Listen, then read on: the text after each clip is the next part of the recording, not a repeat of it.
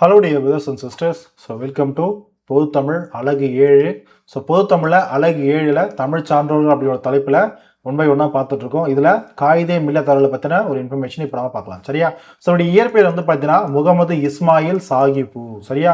முகமது இஸ்மாயில் சாகிப்பு அப்படின்றது யாரை குறிக்குது? காயிதே மில்லத் அவர்களை குறிக்குது. ஓகே, அவருடைய இயற்பெயர் தான் முகமது இஸ்மாயில் சாகிப்பு. இவர் எங்கே பிறந்திருக்காருன்னா திருநெல்வேலி மாவட்டத்தில். சரியா? திருநெல்வேலி ஜில்லா பேட்டை என்ற பகுதியில் பிறந்திருக்காரு. இவருடைய காலம் 1896 ஜூன் 5ஆம் தேதி பிறந்தவர். சரியா? ஜூன் 5ஆம் தேதி பிறந்தவர். 1972 ஏப்ரல் 5ஆம் தேதி. சரியா? இங்க ஜூன் 5, இங்க ஏப்ரல் 5ஆம் தேதி இறந்தது. ஓகேவா? 1896 பிறந்திருப்பாரு, 1972 இறந்திருப்பார். காந்தியடிகளை பின்பற்றியவர், அதனால ஒத்துழையாமை இயக்கத்திலையும் பங்கெடுத்திருப்பார். அதிக ஈடுபாடு கொண்டவர் காந்தி மீது. அதனால நிறைய காந்தி சார்ந்த நிகழ்வுகளை நிறைய பங்கெடுத்திருப்பாரு. ஓகேவா? ஒத்துழையாமை இயக்கத்தில் பங்கெடுத்தவர், ரொம்ப எளிமையானவர், மணக்கொடை வாங்கும் திருமணங்கள்ல புறக்கணித்தவர். சரியா? மணக்கொடை வாங்குறாங்க இல்லையா? டவுரி அது இதுன்னு சொல்லி நிறைய மொய் அதெல்லாம் வாங்குறாங்க இல்லையா? பொதுவாக மணக்கொடை வாங்கக்கூடிய அந்த திருமணங்கள் எல்லாத்தையும் புறக்கணித்தவர். 1945 தமிழ்நாடு முஸ்லீம் லீக் கட்சியின் தலைவர் ஆவார். ஓகேவா? தமிழ்நாடு முஸ்லீம் லீக் கட்சியுடைய தலைவராக பொறுப்பேற்றார். அது மட்டும் இல்லாமல் இந்திய அரசியலமைப்பு நிர்ணய சபை அதனுடைய மெம்பரும் கூட, உறுப்பினரும் கூட, கான்ஸ்டிடியூவன்ட் அசம்பிளியோடைய மெம்பரும் கூட. 1947 இந்திய யூனியன் முஸ்லீம் லீக் கட்சியினுடைய தலைவராகவும் இருந்திருப்பார்.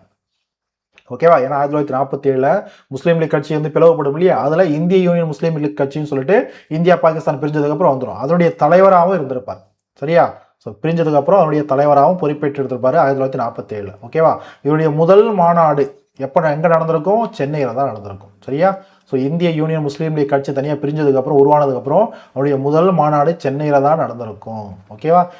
சென்னை மாகாண சட்டமன்ற உறுப்பினராக 1946 52 வரைக்கும் சென்னை மாகாண சட்டமன்ற உறுப்பினர். நல்லா பாருங்க, சட்டமன்ற உறுப்பினர். ஓகேவா? சட்டமன்ற உறுப்பினராக இருந்திருப்பாரு. அதுக்கப்புறம் நாடாளுமன்ற உறுப்பினராக ஆகிறார். எப்போ? 1952 எம்பி ஆகிறார். ஓகேவா? நாடாளுமன்ற இரு அவைகள்லையும் உறுப்பினராக இருந்திருப்பாரு. அதுல மாநிலங்களை எடுத்தோன்னே என்ன ஆகிறாருன்னா மாநிலங்களவை உறுப்பினராக, அதாவது மாநிலங்களவையில ராஜ்யசபால எம்பி ஆகிறாரு 1952 58 இந்த காலகட்டத்தில். ஓகேவா? 6 இயர்ஸ் இல்லையா? இந்த காலகட்டத்தில் இருந்திருப்பார். அதுக்கடுத்து மக்களவை உறுப்பினர் ஆகிறார். லோக்சபாவுடைய எம்பியா ஆகிறாரு. அந்த லோக்சபாவுடைய எம்பியா எந்த தொகுதியில் இருந்திருப்பார்னா மஞ்சேரி. ஓகேவா? கேரளா மஞ்சேரி போன்ற தொகுதிகளில் அந்த தொகுதியெல்லாம் நின்று அதை பார்த்தீங்கன்னா எம்பியா அந்த தொகுதியில் நின்று வென்றிருப்பார். எந்தெந்த வருஷம்? 1962 67 இந்த எலெக்ஷனும் சரி. ஓகேவா? 62 நடந்த இந்த எலெக்ஷனும் சரி, அதே போல 67 நடந்த எலெக்ஷன் சரி, அடுத்து 71 எலெக்ஷன் நடந்திருக்கும். இந்த எலெக்ஷன்லையும் ஒரு வெற்றி பெற்றிருப்பாரு. அதுக்கடுத்து 1972 இறந்து போயிருப்பார். ஓகேவா? தொடர்ந்து 3 தொகுதி, இந்த தொகுதியில தொடர்ந்து 3 தடவையும் எம்பியாவே வின் பண்ணியிருப்பார். சரியா? இந்திய தொழில்துறை வளர்ச்சிக்கு பெரிதும் பங்காற்றியவர். சரியா? அடுத்து திருச்சியில் இருக்கக்கூடிய ஜமால் முகமது கல்லூரி தொடங்க காரணமான ஒரு முக்கிய நபர். அதே போல கேரளாவில் இருக்கக்கூடிய ஃபருக் கல்லூரி தொடங்கவும் காரணமாக இருந்தவர். ஓகேவா? ஓகே, அடுத்து பாருங்க, தமிழ் வளர்ச்சி கழகம் இருக்கு இல்லையா? அந்த கழகம் அதனுடைய தலைவராக இருந்திருப்பார். சரியா? அதனுடைய தலைவராக இருந்திருப்பார். தமிழ் வளர்ச்சி கழகம், தமிழ் வளர்ச்சி கழகத்தினுடைய தலைவராக இருந்தவர். ஓகேவா? தலைவராக இருந்தவர், ஞாபகம் வச்சுக்கோங்க. அடுத்து பாருங்க, சிறப்பு பெயர்கள். காயிதே மில்லத் அவர்களுக்கு என்னென்ன சிறப்பு பெயர்கள் இருக்குன்னா கண்ணியமிகு தலைவர்னு சொல்லுவாங்க. அதே போல காயிதே மில்லத் அப்படின்ற ஒரு சிறப்பு பெயரும் இருக்கு. இந்த காயிதே மில்லத் அப்படின்னா சமுதாய வழிகாட்டி அப்படின்னா வழிகாட்டும் தலைவர் அப்படின்னு சொல்லலாம். சமுதாய வழிகாட்டுன்னு சொன்னாலும் கரெக்டு தான், வழிகாட்டும் தலைவர் சொன்னாலும் கரெக்டு தான். சரியா? இந்த காயிதே மில்லத் அப்படின்றது ஒரு அரபு சொல். இந்த அரபு சொல்லுடைய தமிழ் பொருள் தான் இது. ஓகேவா? அடுத்து பாருங்க, அறிஞர் அண்ணா காயிதே மில்லத் அவர்களை பத்தி என்ன சொல்லியிருக்காருன்னா, தமிழக அரசியல் வானில் கவ்வி இருந்த காரிருளை அகற்ற வந்த ஒளிக்கதிராக காயிதே மில்லத் முகமது இஸ்மாயில் அவர்கள் திகழ்கிறார். இதை அப்படியே கொடுத்து இது யார் சொன்னது, யாரை சொன்னது, ஓகேவா, ரெண்டுமே தெரிஞ்சு வச்சுக்கணும். யார் சொன்னது? இது அண்ணா சொல்லியிருப்பாரு. யாருக்கு இதை சொல்லியிருப்பாரு? யாரை புகழ்ந்து சொல்லியிருப்பாரு? முகமது இஸ்மாயில் அவர்களை, அதாவது பார்த்தீங்கன்னா காயிதே மில்லத் அவர்களை. ஓகேவா? அடுத்து பாருங்க, தந்தை பெரியாரும் சொல்லியிருக்காரு. என்னது? இப்படிப்பட்ட தலைவர் கிடைப்பது அரிது, அவர் நல்ல உத்தமமான மனிதர். யார் சொல்லியிருப்பா? தந்தை பெரியார் சொல்லியிருப்பார்.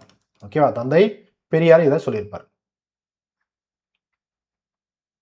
ஓகேவா? அடுத்து இப்ப நம்ம டைரக்டா இவரை சார்ந்திருக்கக்கூடிய ஒரு பாடப்புத்தகத்தில் இருக்கக்கூடிய ஒரு பகுதி. சரியா? 7ஆம் வகுப்பு புதிய புத்தகத்துல இருக்கும். சரியா? அடுத்து பாருங்க, ஸோ இவரை பற்றின இன்ஃபர்மேஷன் பார்க்க போகிறோம். எளிமை, நேர்மை, உழைப்பு, பொறுமை, நாட்டுப்பற்று முதலிய பண்புகளை ஒருங்கே கொண்டு சிறந்து விளங்கிய ஒருவர் தான் யாரு? கண்ணியமிகு என்று அடைமொழியால் அழைக்கப்படுபவர்.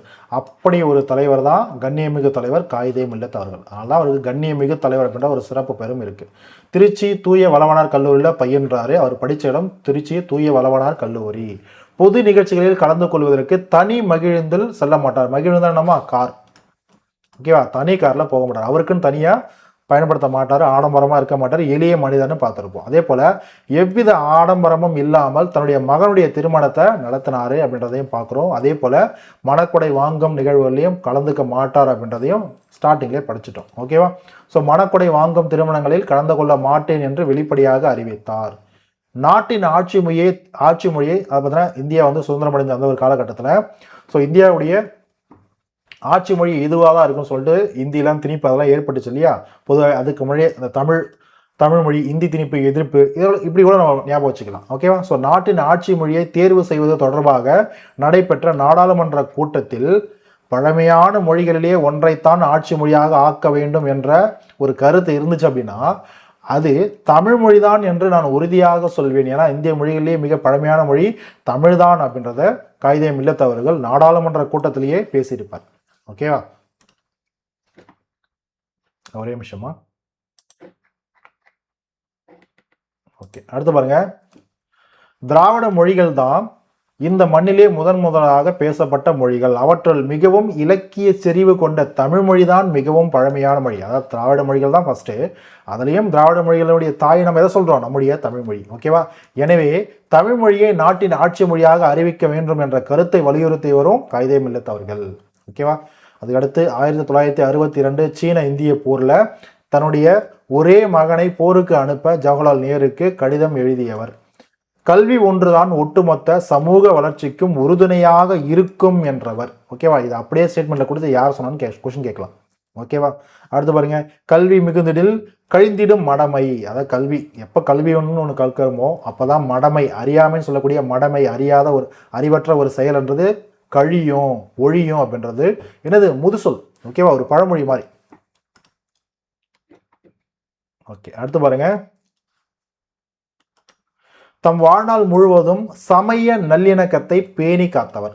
சமய நல்லிணக்கத்தை பேணி காத்தவர். ஓகேவா? ஓகே ஓகே, அடுத்து பாருங்க. ரிலீஜியஸ் ஹார்மோனின்னு சொல்லுவோம் இல்லையா? அதுதான். அடுத்து பாருங்க.